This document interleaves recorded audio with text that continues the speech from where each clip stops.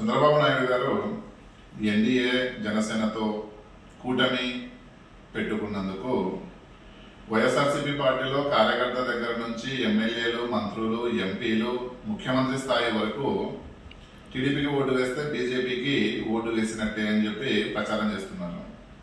TDP కార్యకర్తలకి ముఖ్యమంత్రి గారి జగన్మోహన్ రెడ్డి గారికి ఒకటే చెప్తున్నాను, అయ్యా టీడీపీకి ఓటు వేస్తే బీజేపీకి ఓటు వేసినట్ట, మరి 2019లో మీ ఫ్యాన్ గుర్తుకి ఓటు వేస్తే అప్పుడు బీజేపీకి ఓటు వేసినట్ట.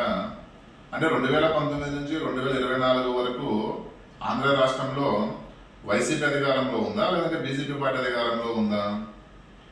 ఇప్పుడు కూడా మీరు ఈ రోజు వరకు కూడా అంతర్గతంగా బీజేపీతో మీరు పొత్తులో ఉన్నారు. అంతర్గతంగా ఈ రోజు వరకు కూడా బీజేపీతో మీరు సంబంధాలను కొనసాగిస్తున్నారు.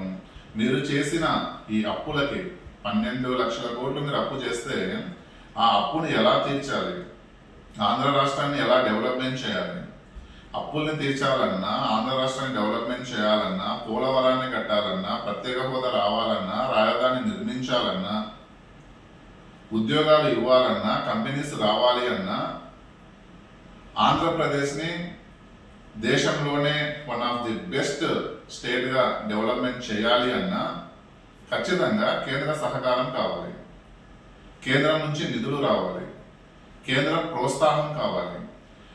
దీనికోసము ఆంధ్ర రాష్ట్రం డెవలప్మెంట్ కోసము చంద్రబాబు నాయుడు గారు బీజేపీతో పొత్తు పెట్టుకుంటే మీరు చేసేది ఏందయ్యా?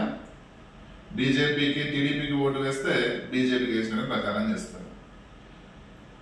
ఎలక్షన్స్ లో బటన్ నొక్కేటప్పుడు సైకిల్ కి బటన్ నొక్కుతున్నారా, లేదు అంటే బీజేపీ అయినా ఫ్లవర్ కి బటన్ నొక్కుతున్నారా? మీరు ఈ పిచ్చి పిచ్చి ప్రచారాలు ఏవైతే ఉన్నాయో ఆ పిచ్చి పిచ్చి ప్రచారాలు ఆపి మీరు ఎలాగో డెవలప్మెంట్ చేయలేకపోయారు.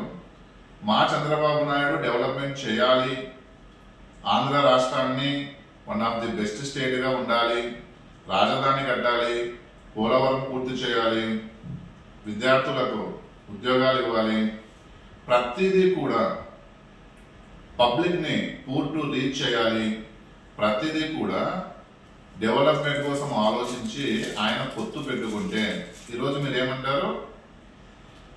టీడీపీకి ఓటేస్తే బీజేపీ ఓటేసినట్టు అంటారు. 4% రిజర్వేషన్స్ తీసేస్తామని చెప్పి మీరు చంద్రబాబు నాయుడు ఎక్కడైనా చెప్పారా? 2014 నుంచి 2019 వరకు చంద్రబాబు నాయుడు గారు ఎన్డీఏ కూటమితో ఉన్నారు. మరి ఆ రోజు తీయని రిజర్వేషన్స్ ఇప్పుడు గెలిస్తే 2024 గెలిస్తే తీస్తారు అని చెప్పి మీరు దుష్ప్రచారం చేయడం. అసలు రిజర్వేషన్ అనేది ఆంధ్రాలో కాంగ్రెస్ గవర్నమెంట్ తీసుకుని వచ్చింది. కాంగ్రెస్ గవర్నమెంట్ తీసుకుని వచ్చిన రిజర్వేషన్ ని మీ ఖాతాలో వేసుకున్నారు. సరే, మీ ఖాతాలో వేసుకోండి, దానికి మేము ఇక్కడ అబ్జెక్షన్ చెప్పడం లేదు. ఇక్కడ ఈ 4% రిజర్వేషన్ ని తీసేయాలనే ఆలోచన చంద్రబాబు నాయుడుకి ఉంటే 2014 నుంచి 19 వరకే తీసేసేవాడు. 4% రిజర్వేషన్ ని తీసేయాలి అని చెప్పి ఇప్పుడు మీ వైసీపీలోనే ఆర్ కృష్ణయ్య అనే వ్యక్తి ఇప్పుడు రాజ్యసభ సభ్యుడిగా ఉన్నాడు.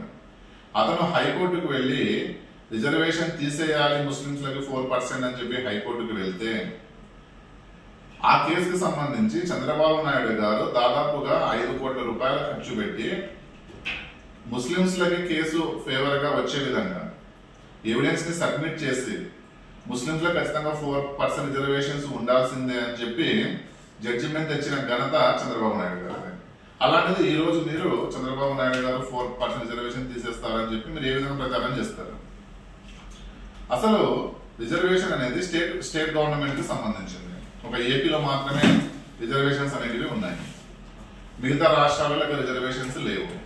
రిజర్వేషన్స్ స్టేట్ కి సంబంధం లేకుండా నేషనల్ కి సంబంధం అయ్యింటే ఇప్పటికి 29 రాష్ట్రాలలో కూడా రిమైనింగ్ 28 రాష్ట్రాలలో కూడా రిజర్వేషన్స్ ఉండాలి.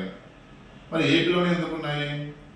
స్టేట్ పార్టీ రిజర్వేషన్ అని ఇచ్చింది గతంలో, ఇప్పుడు అదే రిజర్వేషన్స్ కంటిన్యూ అవుతాయి. అంతేగాని ఏదో టీడీపీ గవర్నమెంట్ అదిలో రాకూడదని చెప్పి దుష్ప్రచారం చేయడం, టీడీపీ ఎమ్మెల్యేలు కంటెస్ట్ చేసిన ఎమ్మెల్యేలకు ఓటు వేయకుండా దుష్ప్రచారం చేయడం, మీరు ఎన్ని చేసినా ఈసారి మా ఎన్డీఏ కూటమికి 160 సీట్లు రావడం పక్క, మీరు లండన్ టికెట్ బుక్ చేసుకుని వెళ్ళడము పక్క.